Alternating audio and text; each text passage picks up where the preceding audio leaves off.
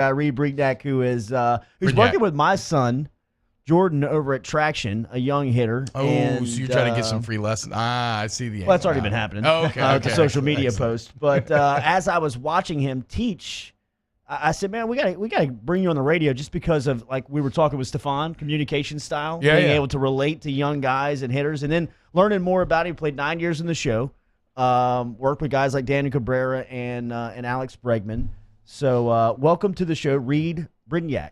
Thanks for having me. There guys. we go. Yes. Yes, good to see you, man. And Straight one to off the top, bigs out of high school. Buzzy too. Heidel already texted in, said send him shots at my East guy. Ascension in Yeah. Sandoval. I know you got that Ascension Parish battle with our guy Buzz. That's right. All right, so Daniel Cabrera, everybody that stopped by here that we talk LSU baseball with that has knowledge about the program or working directly with the program says that potentially he could be like a Golden Spikes candidate here in 2019. When you see Cabrera swing at the plate, what do you see? Well, I've seen him for many years now, even whenever he was driving up to Baton Rouge when I was still playing from New Orleans to work with Terrio and myself. I love his swing. It's very hard to control your balance and your load the way that he does. And you see he'll be a little bit on his backside. He gets his leg kick in, and he really controls his body the whole time. It's really impressive how he lands and rotates towards the ball. So I'm expecting big things out of him this year for sure, as well as the rest of the Tigers. I was going over their lineup and what they're featuring this year, and it's a really good balance of veterans and young kids that are coming in, and it should be very exciting. I'm looking forward to tomorrow. Absolutely. Sean Ochinko. So yesterday we're over there inside the baseball offices, and Terrio and Ochinko were sitting down having this conversation, and we're going to put that conversation up and publish it on Gorilla Balls, the debut of the podcast today with Ryan Terrio and myself hosting that. But their conversation, Ochinko and Terrio just talking about hitting, I learned more about hitting in that 20-minute conversation that I have in the 30-plus years on this earth. But they say it's all individual. Like everybody's swing, the way that you coach somebody is individualistic on swinging a baseball bat. When you go into the approach of teaching, like you're teaching young hitters, what's the angle? For me, starting like with a young kid like Jordan, 6, 7, 8 years old, it's always trying to repeat the same thing over and over and over again for me. Their setup, getting their feet right, their balance, trying to create the same muscle memory, right? It's muscle memory. That's how we learn. That's how we become better hitters, as we can get into the box in the same spot every spot, take the same swing, controlled swing, and have balance. And once we get to that point, then we can start to critique a little bit more and worry about, as they get older, in playing efficiency and how they're getting to the ball. But to start, balance, setup, consistency is what I try and push on these kids. And so it kind of sounds like at the beginning it starts kind of very physically based. Obviously, though, once you get to the higher levels, like when you're coaching a guy like Cabrera, how much does the mental side of the equation start to factor in? And not even just from like a pitching standpoint, like this is what this guy likes to throw in this situation. Like, yeah, that's scouting. You have to know that. But just mentally, how do you train guys as they step into the box? Well, once you get to that point where they're consistent in their setup, they're consistent with their load and stride, that's when I can really impact. I feel like it really impact a hitter with just the understanding of having an approach whenever you step into the box, instead of just getting there like, oh, I'm just going to swing at anything and I just want to put the ball in play. No, like that's how you get out a lot. You have to have an idea of what you're trying to do and trying to accomplish every at bat, but also knowing what that guy on the mound is trying to do to you. What's he throw? Does he throw a two-seamer, a cutter, a changeup, a slider, a curveball? What does he have in his repertoire, and how does he approach hitters, left-handed hitters? I hit left-handed. So how is he, like I'm watching the guys that he's pitching to before me or after me and seeing how he's trying to get those guys out. You take a Nola who's just signed a deal. Yeah, $45 million. Congratulations to him and the Nola family. Very happy for him. Did Philadelphia get a bargain? We were debating that. Yeah, absolutely. Yeah, right. Okay. Right. Like he's a $20 million a year guy, right? I mean, they have him wrapped up till 31 years old.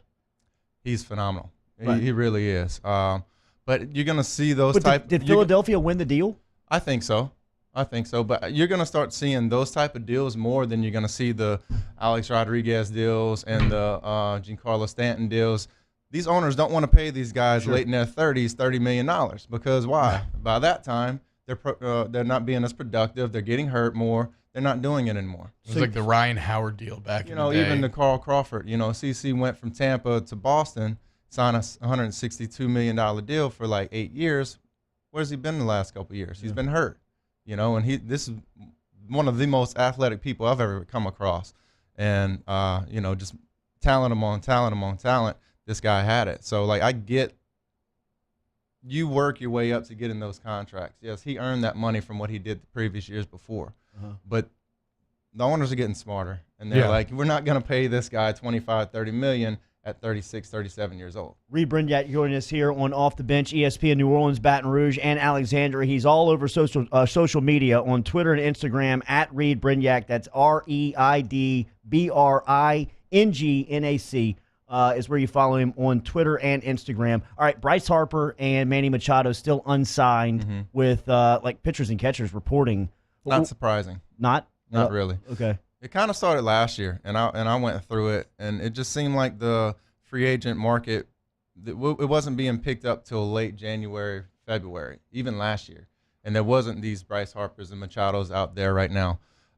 These guys are demanding a lot of money, and this goes back to what I said earlier, is these teams, even though they're in their 20s, mid-20s, they're being very skeptical of giving guys 10-year contracts anymore.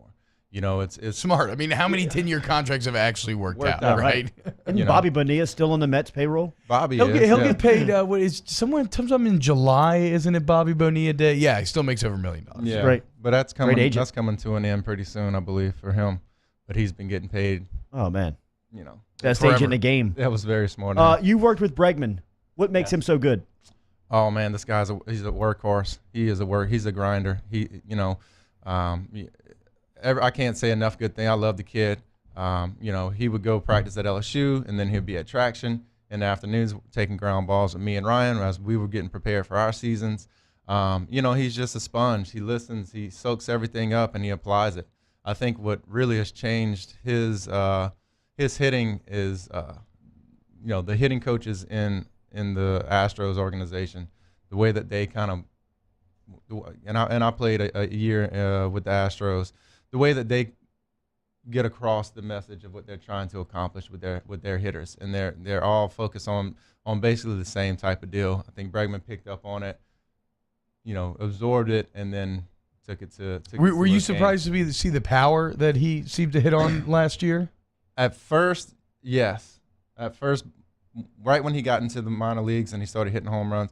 See, in college, he didn't have much of a load with his hands. Yeah. And me and him and Ryan have talked to him over and over again about getting a little bit of more separation with your hands, and because he has super quick hands and he has great hand-eye coordination. Obviously, right. The guy puts the barrel on the ball all the time, but he wasn't hitting as many home runs at LSU as he could have at that point. He figured it out, and now he's killing it. One inside the huddle for Reid. Hey, Jordy, can you ask? We can't do the private hitting coach thing over at Traction just yet, but how at home can I get my 7-year-old from stop to dropping their bats at the load? Great question. I feel like that happens all the time. The best thing that I do is I try to give them a lighter bat to start with, and then spread their legs out to where we're eliminating the lower half, and we're just focusing on keeping the hands up and going direct to the ball. Repetition. That's what I tell all my parents is when you leave a session with me, don't wait a week until I see your kid again to hit again. Yeah. Like, got to be at the house. You got to get them a tee, get them a net, get them some balls, express to them how important it is to practice.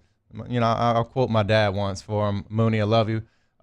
He always said, if you want to be a great piano player, you got to practice playing the piano.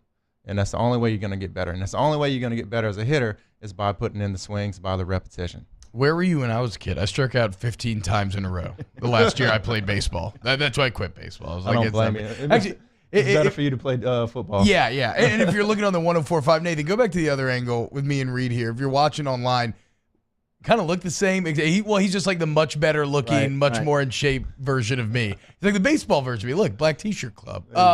Reid, so you went to the MLB straight out of high school. We were kind of talking about it right before we came on. But you were committed to LSU. Mm-hmm. Do you get excited for LSU baseball season? Like, are you fired up for the box? I love LSU baseball. You know, obviously, whenever I was a kid, LSU baseball was on top of the world. Yeah. So, you know, Gorilla ball, yeah, just all that. You know, several people that I are good friends with played at LSU. I would have played with some guys like Ryan Bird that went to Denham Springs that pitched. We were going to be roommates together. We became close and still talk. But yeah, I'm very excited for the season. I think this year should be exciting for everyone. Reid Brignac, so we're going to talk baseball with him all season long. He's over at Traction right now doing individual training that you can find online at tractionsports.com. He's over there with Terrio. As I said, I got Jordan working out with him once a week. It's been fantastic to see his swing develop. Ooh. He's great with celebrity softball game coming up, Jordy. I didn't strike out last year, so that was an improvement, but I did ground out twice and went over some 2. Fielding work. You got to give me some contact this year, Reid. I need to show up and just launch one over the fence. Good to see you, man. We can get that. We'll talk to you. We'll talk to you again here during baseball season, and looking forward to it. Reid Brignac joining us here on Off the Bench. We'll be back and close it out.